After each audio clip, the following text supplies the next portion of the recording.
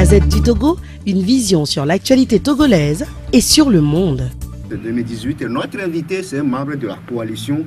Il s'appelle Philbert Sassou Atisso, le président du parti politique Le Togo. Autrement, il est avec nous. Monsieur Philbert Sassou Atisso, bonjour. Bonjour, Gilda Sadiakoto. Et merci de répondre à notre invitation ce matin. Merci pour l'opportunité que vous me donnez de bavarder un tout petit peu. Oui, bien sûr, parce que quand on est journaliste et qu'on a acquis l'habitude de bavarder, oui. Et puis du coup, on devient journaliste, écrivain. Absolument. Et puis après, on devient acteur. Parce que quand on est acteur politique, on bavarde moins. Oui. Parce que chaque chose que vous dites est pesée, sous-pesée. Mesurée. Voilà, on la retourne contre vous, etc. Donc, merci pour l'occasion qui me permet de bavarder à nouveau. Oui, ça fait longtemps, on a pu retrouver dans nos studios. Oui. Hier, 8 mars, c'était la journée de la femme. Chez vous, est-ce que les femmes du Togo autrement aussi fêté hier? Oui, toutes les femmes ont fêté, parce que déjà moi j'ai, disons, 3 femmes à la maison, mon épouse et 2 filles, donc c'était pratiquement la bonne ambiance. Oui. Donc, je les ai honorées hier parce que c'est leur jour, leur date. Et puis nous avons tenu une réunion au sein du parti. Également, nous avons parlé de la nécessité pour que les femmes de notre parti soient plus actives.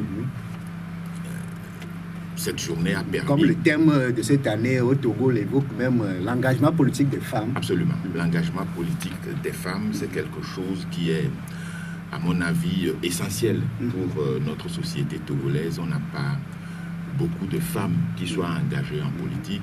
À quoi cela est dû? Cela est dû au fait que, d'abord, une éducation familiale est passée par là. Vous savez que la cellule familiale est la base de tout. Donc, c'est l'éducation qui est donnée au sein de la cellule familiale qui fait l'enfant adulte. Oui. L'enfant étant le père de l'homme, comme l'a dit un philosophe. Tout à fait. Alors, donc, il y a une éducation familiale qui ne permet pas l'engagement des filles et des femmes en politique. Et puis, il y a aussi l'environnement de peur que la politique elle-même... le terrain même est hostile oui, on peut dire que le terrain est hostile, mais disons, la chape de plomb qui pesait sur la politique pendant des années où même nous qui sommes garçons, on nous déconseillait de faire de la politique. Parce que vous savez que cette époque-là, il y a des jeunes dont on est venu chercher les parents à la maison pour un oui ou pour un non. Donc on a déconseillé à tout le monde de faire de la politique. Et que dire des femmes alors? Donc les femmes ne sont pas intéressées par la politique. Même quand elles sont très instruites, ça ne les intéresse pas. Et nos femmes, vous ne pouvez pas imaginer ce que nos femmes nous disent, nous qui sommes les acteurs politiques. Elles nous disent... ça sert de s'engager. Oui, vous avez des compétences, des capacités. Allez travailler dans autre chose. Vous perdez le temps. Surtout que certains comme nous, j'ai jamais rapporté 1 franc de la politique à la maison.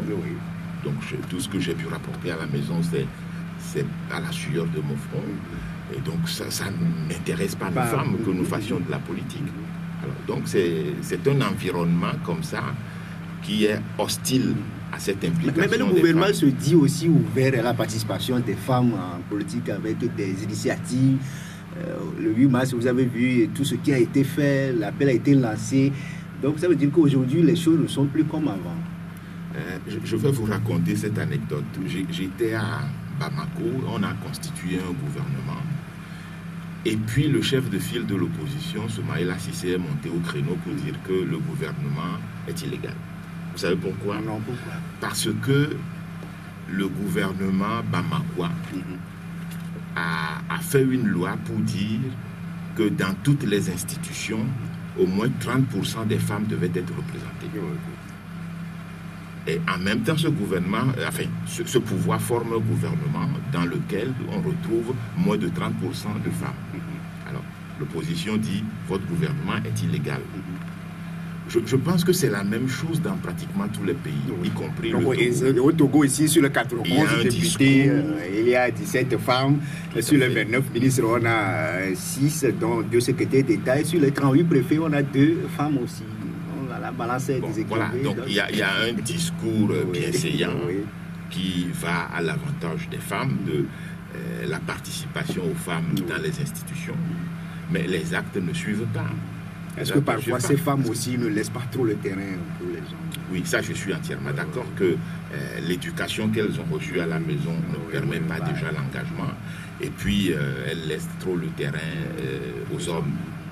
Vous savez, la société est un combat. La vie elle-même étant un combat. Et la plupart du temps, il n'y a que les gens courageux, les gens qui ont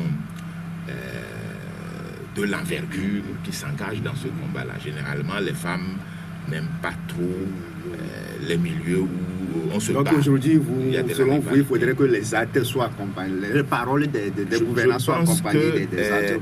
Ce qu'il faut, c'est que les femmes elles-mêmes comprennent qu'elles doivent s'engager.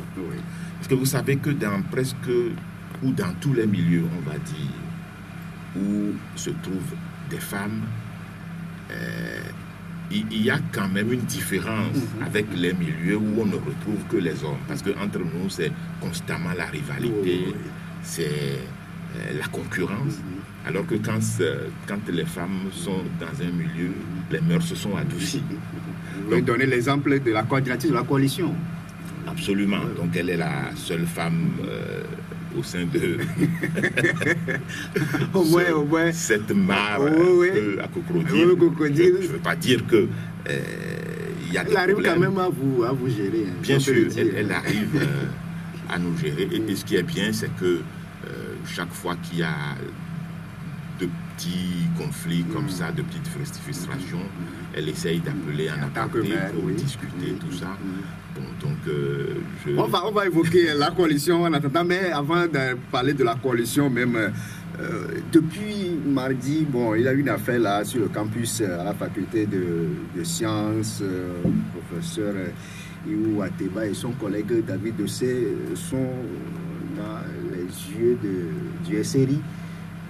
Hier, on a encore vu que le professeur David Dossé a fait le tour du SRI et son domicile. Ce matin, il y retourne encore. On parle d'une affaire de fraude dans les examens entre l'année académique 2016 et 2017. Au niveau de la coalition, vous, en tant que parti politique, vous avez suivi de près l'évolution de tout ce qui se passe là. Qu'est-ce que ça vous dit? D'abord, je tiens à dire, en tant que moi, Fulbert Atisso, que de par ma formation de journaliste, on ne se mêle pas de ce qu'on ne connaît pas à fond. On dit, celui qui n'a pas fait l'enquête n'a pas droit à la parole. Alors, cette affaire-là est au niveau du SRI. Donc, il faut laisser l'affaire aller à son terme pour qu'on la connaisse et qu'on la comprenne vraiment avant de commencer à faire des analyses. Moi, je ne peux pas spéculer sur une affaire dont je ne connais pas le fond, même pas les tenants et les aboutissants. Bon, maintenant, ce que je peux dire, et c'est aussi un peu la position de la coalition, quoique la position ne s'est pas encore réunie pour en débattre, pour examiner cette question, c'est que le professeur David Dossé est quand même un acteur majeur de la société civile. Donc il peut être considéré comme quelqu'un qui est dérangeant, qui est gênant. Et nous savons les pratiques dans ce pays. Dès que vous êtes gênant pour le pouvoir politique, on cherche à vous inquiéter. Alors c'est pour cela que nous pouvons penser que... C'est une intimidation peut-être? C'est une intimidation. Le pouvoir cherche à faire en sorte que son ardeur soit plus ou moins atténuée. Vous savez que le front qu'il dirige... Le Front citoyen Togo debout, la sécurité sociale aussi. Tout à fait. Assez percutant, assez actif sur l'échiquier social. Et donc on peut chercher à l'inquiéter. Alors, sur ce plan-là, nous devons rester particulièrement vigilants. Aussi bien nous qui sommes de la coalition, pour suivre de près cette affaire-là et agir s'il le faut. Et même au niveau des populations, il faut que les gens restent vigilants, se tiennent prêts pour que si jamais on veuille faire de l'injustice contre le professeur David Doucet et contre son confrère de l'université, que nous puissions réagir. Parce que dans ce pays, nous ne pouvons plus accepter l'injustice. Ça en est assez comme cela. Donc, nous restons à l'écoute de cette affaire. Il semble qu'il doit retourner avec son fils au SRI ce matin. La coalition a eu une réunion tout à l'heure. Nous allons essayer d'être à l'écoute de ce dossier-là. Et si jamais c'est un dossier bancal dans lequel on veut simplement faire du tort au professeur, l'inquiéter pour ses activités, eh bien, nous réagirons.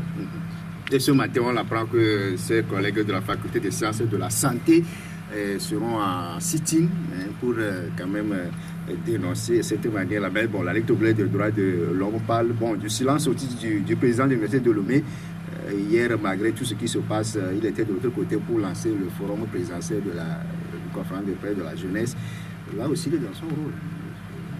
Je ne peux pas parler de ce que je ne connais pas. Comme je dis tantôt, je ne connais pas la position du président de l'université, mais je suis en phase avec ses collègues de la faculté qui veulent manifester contre ce qui se passe, cet acharnement de l'État contre des professeurs qui apparemment n'ont rien fait, puisque si leurs collègues veulent se mobiliser pour les soutenir, c'est parce que le dossier n'a pas de fond, le dossier n'est pas consistant.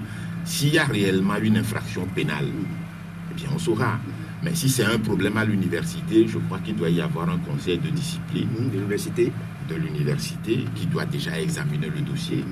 Maintenant, si on considère que ça dépasse le cadre de l'université et que ça doit tomber dans le domaine de la justice, eh bien, le SRI peut commencer les enquêtes préliminaires et puis après le dossier sera confié à la justice. Mais on sera attentif à tout ça. Nous resterons attentifs. Vous savez que vous suivez de très près cette affaire au niveau de la coalition. Depuis hier, nous avons échangé des informations entre nous. Dès qu'il a été convoqué, on nous l'a dit.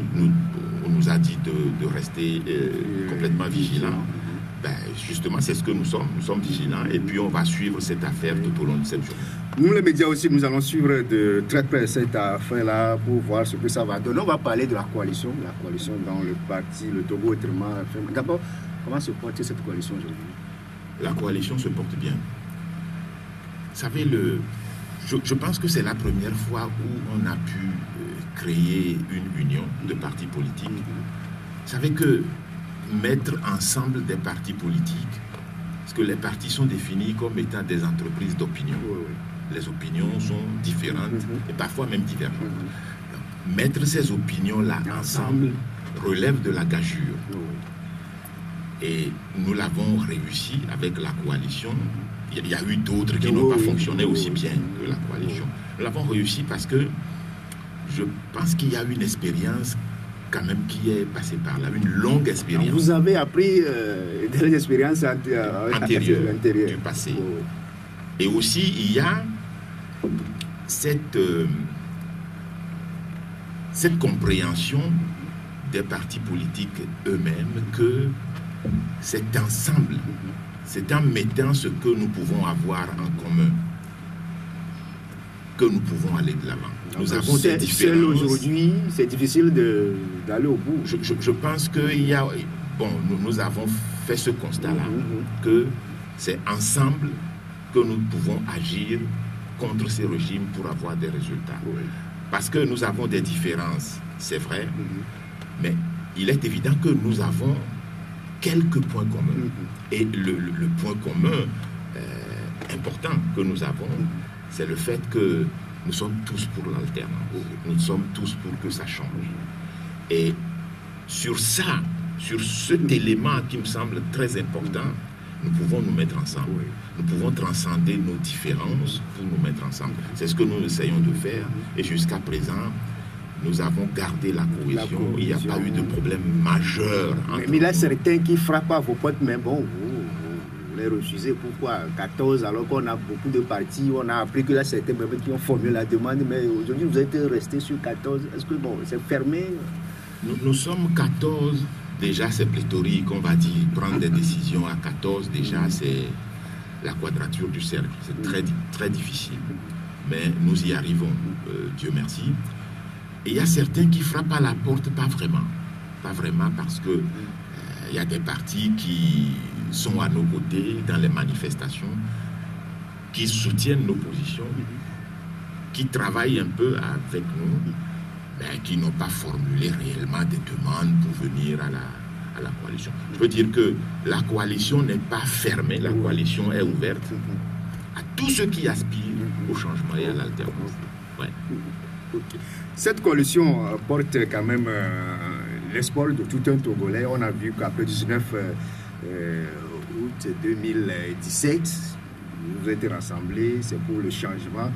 Aujourd'hui, jusqu'aujourd'hui, est-ce que vous avez fait un bilan autocritique de tout ce qui a été fait? Est-ce que vous vous situez dans les aspirations du peuple? Oui, absolument. Les aspirations de ce peuple, c'est d'appartenir à une société démocratique. C'est d'avoir à la tête de l'État des hommes nouveaux, un nouveau parti politique et des personnalités nouvelles qui ne sont peut-être pas meilleurs que ceux qui sont là, mais qui doivent venir aussi expérimenter autre chose, mettre en œuvre d'autres projets, d'autres idées, etc. Parce que, vous savez, la vie humaine nous enseigne que quand les mêmes personnes agissent dans une entreprise, à un moment donné, elles sont vidées d'idées, elles sont sclérosées, elles stagnent, et il faut renouveler. Et je pense que le propre de la démocratie, c'est de renouveler les hommes, surtout à la tête des États. Alors, c'est ce combat-là que nous sommes en train de conduire. Et je pense que tous ceux qui sont togolais et qui aiment ce pays s'inscrivent dans ce combat-là, ou en tout cas s'inscrivent dans cette aspiration. Faire en sorte que le Togo connaisse un nouveau régime, de nouveaux hommes, de nouvelles idées, de nouveaux projets. Qui refuserait ça? Je ne vois pas celui qui s'opposerait à ça. Même pas l'armée nationale ne s'oppose à ça. Seulement ceux qui, je crois, ont quelques petits intérêts égoïstes et qui ne sont pas éduqués à considérer les autres comme étant des frères avec qui il faut partager ce qu'on a. Il faut partager surtout les richesses nationales. Moi, je pense que nous sommes convaincus au niveau de la coalition que l'écrasante majorité des Togolais, pour ne pas dire tous, sont d'accord avec ce que nous sommes en train de défendre. Ce que nous défendons, c'est le renouvellement de la classe politique. Donc vous portez les aspirations de ce peuple-là qui est dans la rue. Ça tombe sous le sens. On ne peut pas être contre ce que nous sommes en train de faire. Ok, le dialogue pour trouver solution à tous ces problèmes-là, le dialogue a été ouvert le 19 février, le 23 février, la deuxième séance, les travaux sont suspendus. On essaie à la reprise, mais cette semaine, vous étiez, vous les membres de la coalition, c'est le facilitateur, le président ghanéen Akufo-Addo. Qu'est-ce que vous êtes allé dire au président ghanéen? D'abord, il faut dire que c'est le président ghanéen qui nous a invités. C'est sur son invitation. Voilà, c'est sur son invitation que nous sommes partis de Lomé le mardi, donc dans l'après-midi autour de 17h. Le facilitateur a envoyé un avion qui nous a pris à l'aéroport. Puis on est arrivé à Accra vers 18h. Donc nous nous sommes dirigés directement vers l'hôtel. Et c'est le lendemain, mercredi, que nous avons rencontré le facilitateur. C'était le 7. C'était le 7. On est arrivé le 6, la veille, c'était leur fête nationale. Mais oui. nous n'en avons pas senti l'odeur, contrairement à ce que... Pour certains, bon, vous étiez partis au moins pour la fête. Ça ne donnerait pas quand même une bonne ambiance pour la discussion. Je ne sais pas si c'est parce qu'on n'a pas fait le tour de la ville, parce que de l'aéroport, l'hôtel où on nous a logés n'est pas très loin. Donc, moi, je n'ai pas vu l'ambiance de la fête. Oui, peut-être que les festivités nationales ont pris fin peut-être. ont pris fin avant, donc on n'a pas été vraiment au contact. Donc vous êtes opposé le 6 là. Opposé. Le soir, les officiels sont venus nous voir, on a fait un meeting. Donc eux, ils appellent les réunions les meetings. Donc on a discuté, on nous a donné un programme. Et le lendemain, voilà, à 13h, on est venu nous chercher et à 14h, nous avons rencontré le chef de l'État qui était très, très content de nous revoir. Et on a fait une réunion de pratiquement 2 heures. Alors, ce qui m'a surpris, peut-être pas surpris, j'ai pas vu que pendant toute la durée de la rencontre, il a manifesté des signes de lassitude. Ce que j'observais, j'ai pas vu qu'il manifestait des signes de lassitude ou de fatigue même, parce que la veille, il y a eu, alors il avait de l'énergie, c'était extraordinaire. Mais déjà la veille, il y a quelque chose qui nous a marqué. Alors, quand les officiels sont venus dîner avec nous le soir et qui nous ont donné le programme, alors il y avait toute une série d'officiels ghanéens. Donc il y avait le ministre Kandapa, il y avait l'ambassadeur, et puis il y avait le chef de l'opposition, le chef de la majorité au Parlement, une députée de l'opposition, notamment la fille de Rollis, qui est du MTC, alors que c'est le NPP qui est au pouvoir. Donc ils nous ont donné une leçon de démocratie extraordinaire. C'est-à-dire qu'on a vu des... Qui est rare au Togo. Bon. Rare ou bien qui ne s'est jamais passé au Togo. Qui ne s'est jamais passé au Togo. Voilà des adversaires politiques qui se sont retrouvés autour d'une table facilement, qui se font des blagues, qui se tapent sur les épaules et qui nous ont parlé en disant ils souhaitent la même chose chez nous. Moi, j'en étais émerveillé. Alors, on a eu cette leçon de démocratie-là. Et ça, c'était la veille. Et puis, le lendemain, chez le président.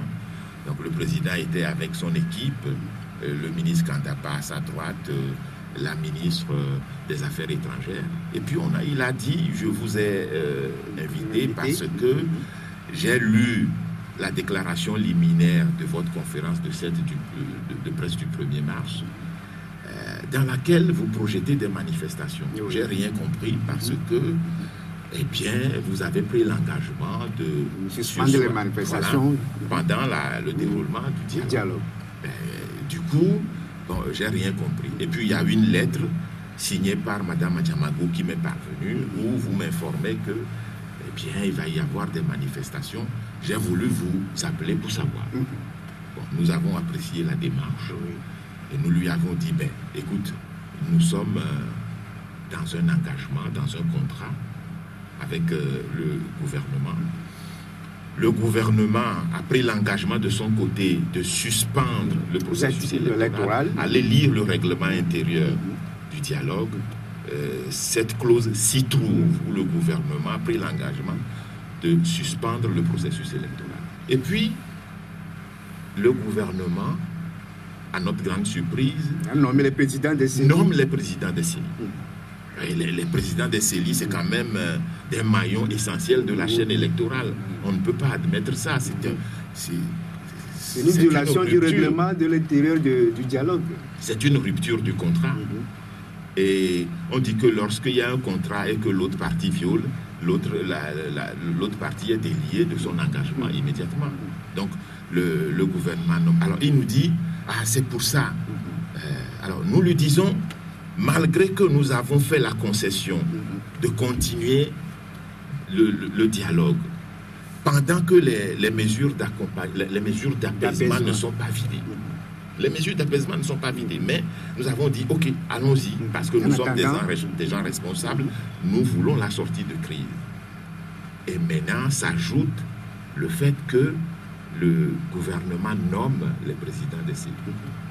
Nous lui avons fait savoir aussi que les présidents des CELI, les CELI, ce sont les démembrements de la CENI dans les préfectures. Et la loi dit que leurs présidents, les présidents de ces CELI-là, sont les présidents des tribunaux, des chefs-lieux des préfectures. Alors, les présidents des tribunaux sont des fonctionnaires proches du pouvoir.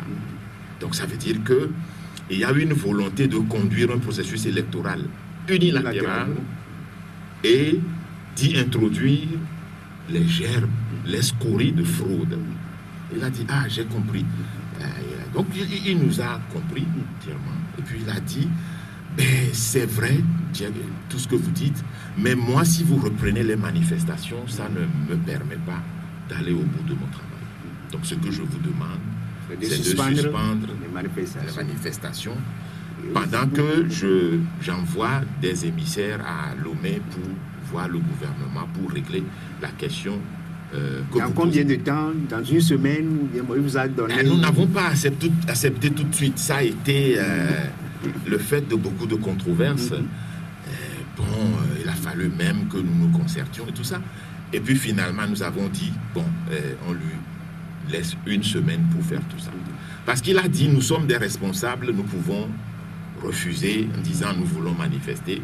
Et comme ça, lui, il peut s'en laver les mains en disant, bon, écoute, ça a échoué ou bien ça n'a pas marché, tout ça. Donc, il nous demande, il nous adjure. Donc, finalement, on a accepté de lui accorder une semaine pour qu'il fasse les tractations. Et nous lui avons dit une semaine pour demander au gouvernement de rapporter les décisions sur la nomination des présidents des CENI. Donc, voilà, et tout ça s'est déroulé dans une ambiance très cordiale, bon enfant. Et puis, bon, voilà. C'est sur le simple compte rendu. On va marquer la pause, on va revenir sur quelques points qui étaient quand même à l'ordre du jour de ces manifestations-là. Vous avez parlé des manifestations, bien des incidents qui se sont passés à Kparatao, mais la mise au point sèche, même si on peut le dire, du ministre de la Sécurité. On va revenir juste derrière ceci. Fulbert Sassou Atisso, président du parti politique Le Togo, autrement membre de la coalition. Nous étions sur le voyage que la coalition a effectué sur invitation à Accra chez le facilitateur, le président Gadiana Akufo-Addo. L'un des objectifs de la marche que vous projetez, que vous devez quand même projeter, mais vous l'avez annulé, c'est par rapport aux mesures d'apaisement. Et dans votre conférence de presse la fois dernière, vous avez énoncé le cas de Kparatao, où dans la nuit du 24 au 25 février, là, oui, les gens ont été passés à tabac sur les informations. Mais devant la presse, mardi, le ministre de la Sécurité a dit que rien n'a eu à Kparatao, que c'est des purs mensonges que vous avez quand même rapportés. Vous savez que en dehors de Kparatao, il y a d'autres localités dans le nord qui sont depuis plusieurs mois sous état de siège, où on y retrouve des militaires qui intimident les populations, notamment Bafilo, Mango, Sokolé. Et nous avons toujours demandé, nous continuons à demander la levée de l'état de siège dans ces villes-là. Bon, aujourd'hui, quand nous sortons un communiqué pour dénoncer des exactions qu'il y a eu à Kparatao, c'est sur des informations, des renseignements précis que des gens nous ont donnés. Et lorsque le ministre de la Sécurité monte au créneau pour dire ce que nous avons dit n'est pas vrai, c'est un petit garçon qui a envoyé un audio sur le WhatsApp. Écoutez, et puis bon, vous avez pris comme une parole d'évangile. Dans la coalition, nous avons des responsables politiques qui sont de ces localités-là, c'est-à-dire de Sokolé, Bafilo, tout ça, qui sont et qui ont des parents dans ces villes et villages et qui sont informés au quotidien de ce qui s'y passe. Et donc les informations que nous avons de ces localités, nous les recoupons avant de les publier. Maintenant, si le ministre monte au créneau pour dire qu'il ne s'est rien passé à Kparatao, nous lui laissons la responsabilité de ses propos. Mais nous réitérons ce que nous avons dit. Bon, maintenant, il faut peut-être mettre les deux. Oui. Mais ce que j'ai envie de dire, c'est qu'en d'autres occasions, le ministre a dit des choses qui ne se sont pas avérées.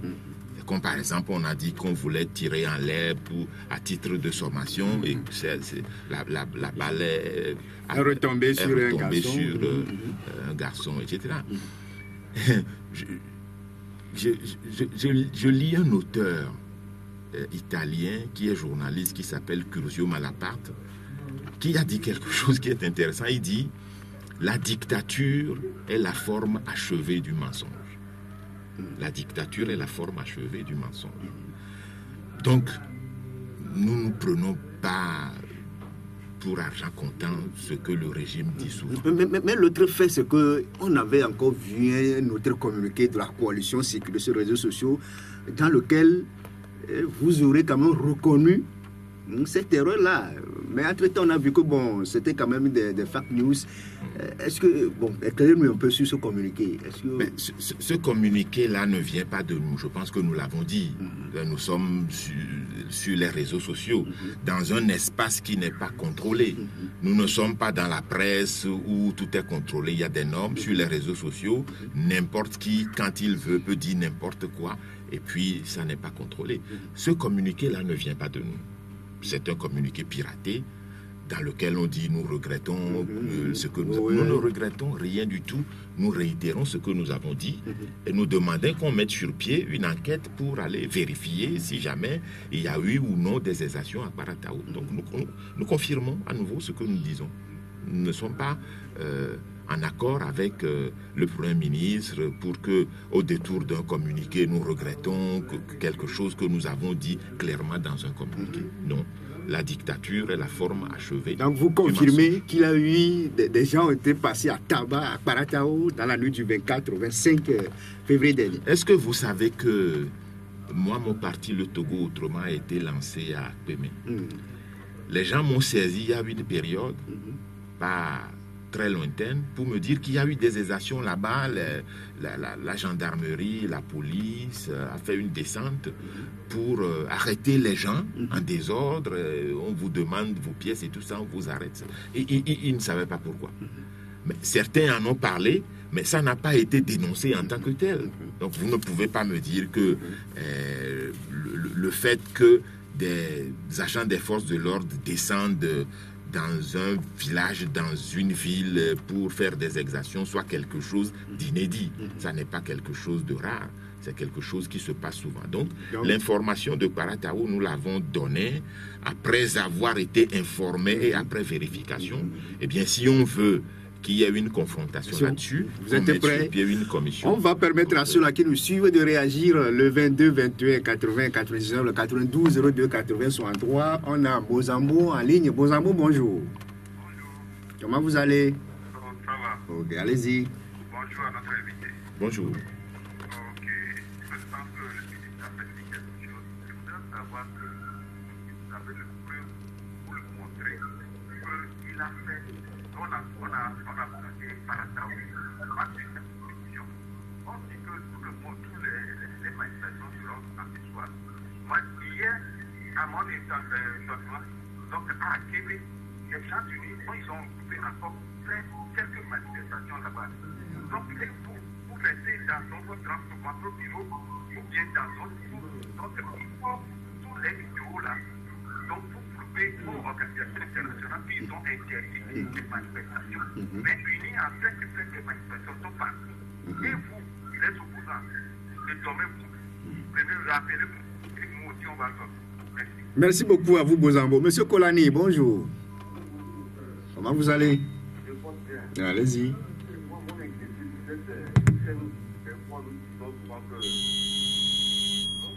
Alors, allez-y, monsieur Kolani.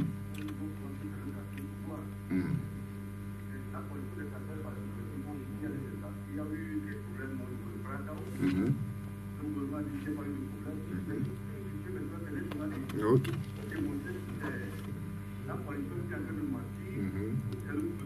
Ok. Ok. Oui. Donc on fera quand même le tour à Kparatao pour voir ce qui se passe. Ali, bonjour. Bonjour. Vous êtes sur Victoire FM, allez-y. Bonjour, monsieur. Bonjour. C'est ma question d'avoir que un parti, disant que les gens sont venus tabasser les militaires à Kparatao. Le ministre de la Sécurité a répondu que non. S'ils ont un feu, ils n'ont qu'à monter la feu.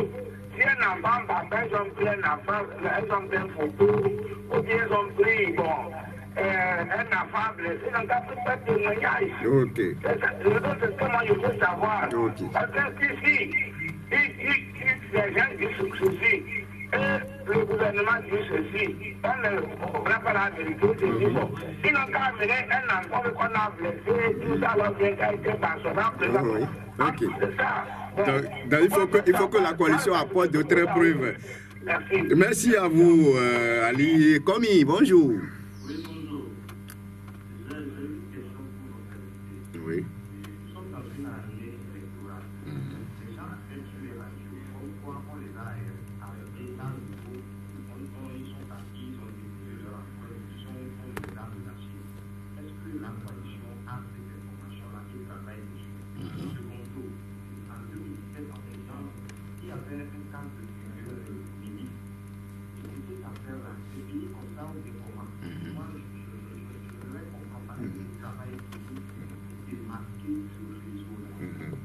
Merci beaucoup, Komi. On prend Jean. Jean, bonjour. Allô, Jean? Est-ce que Jean est avec nous? 22 21 80 91 92 02 80 63. Nous sommes avec Phibé Sassouati, de la coalition. Et le dernier intervenant pour lui permettre de prendre en compte toutes ses préoccupations. Phibé, on va commencer par... Jean n'est pas là. Oui, Jean n'est pas là. On va... Oui, Jean est revenu. Allô, Jean, bonjour. Allô? Oui, allô? À qui est-ce honneur? Kouli. Kouli. Oui. Ok, Kouli, allez-y rapidement. Oui, j'aimerais d'abord saluer votre invité et lui demander comment ils organisent pour le problème de l'éducation au Togo.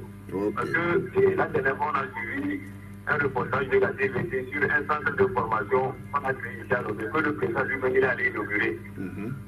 Où le directeur de ce centre nous a dit qu'il y a plus de 80, 75-80% des apprenants qui travaillent déjà.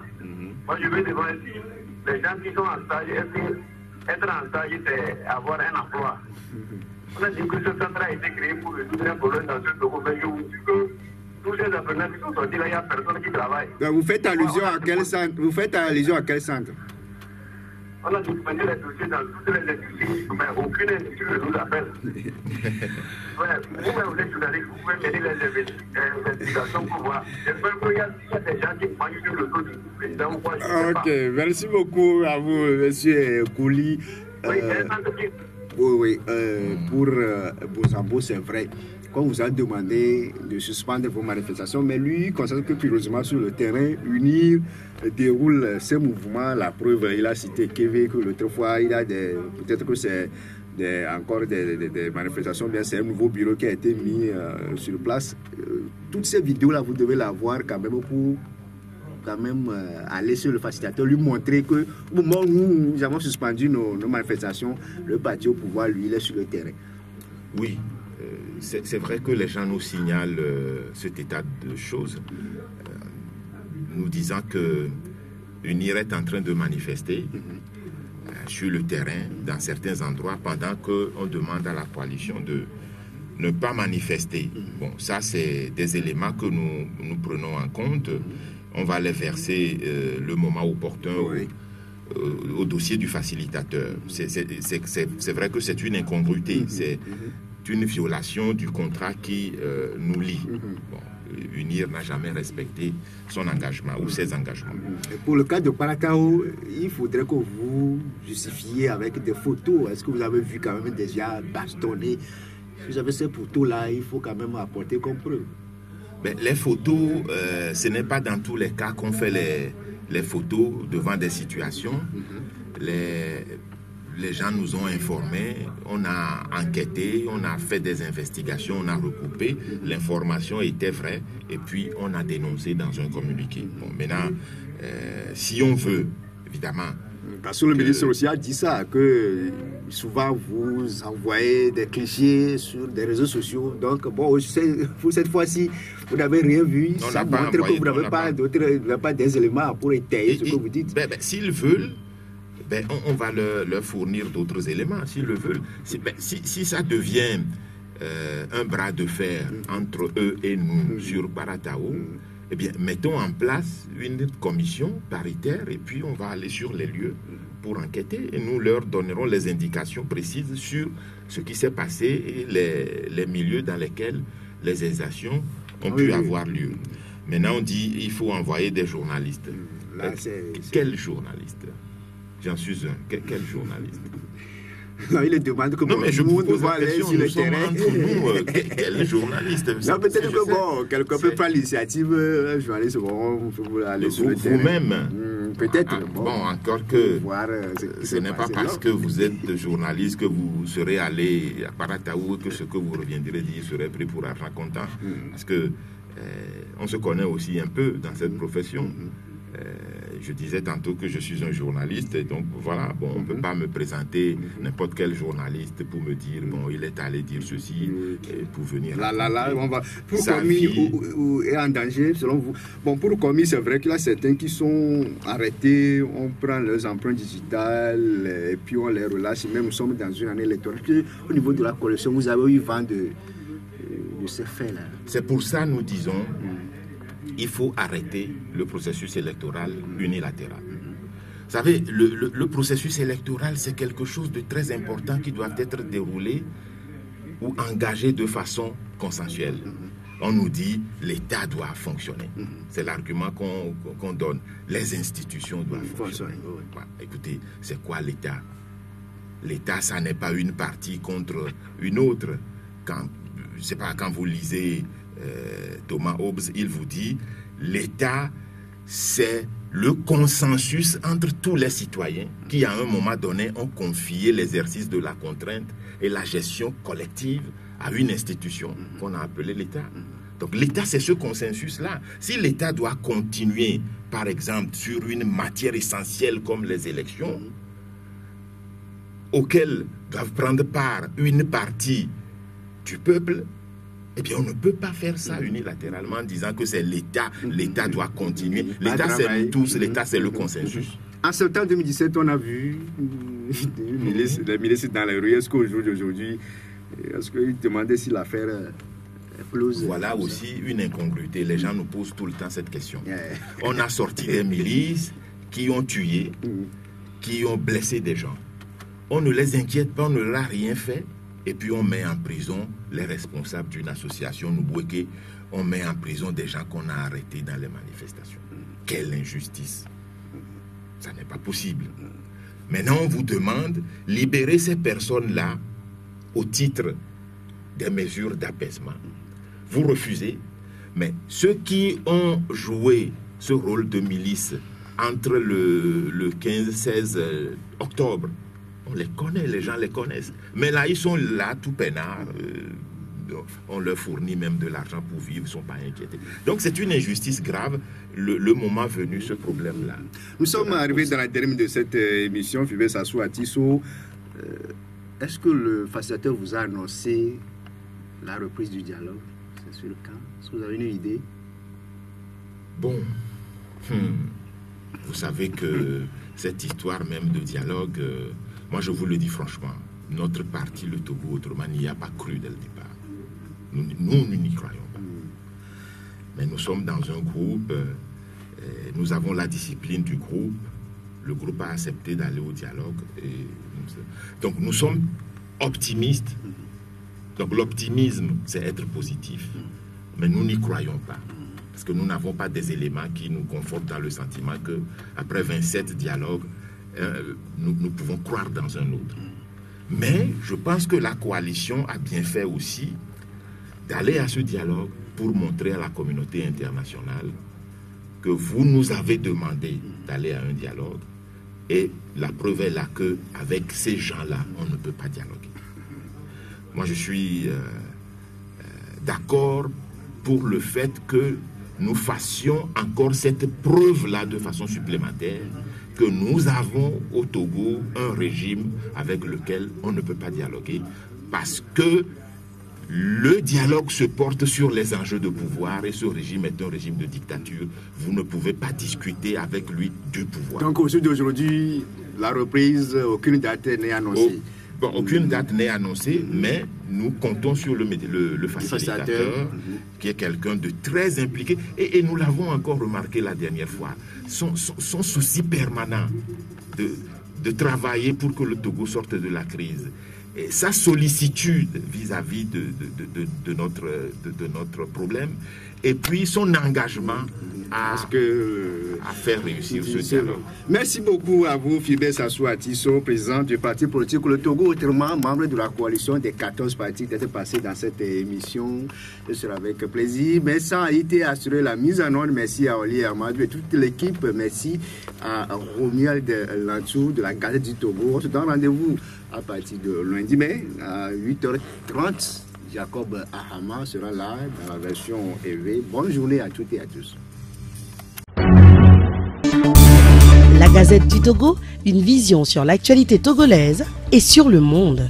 Rejoignez-nous sur le www.lagazettedutogo.com ou sur nos comptes Facebook, Twitter et YouTube. Pour tout contact, écrivez à contact@lagazettedutogo.com ou appelez le 92 80 88 53.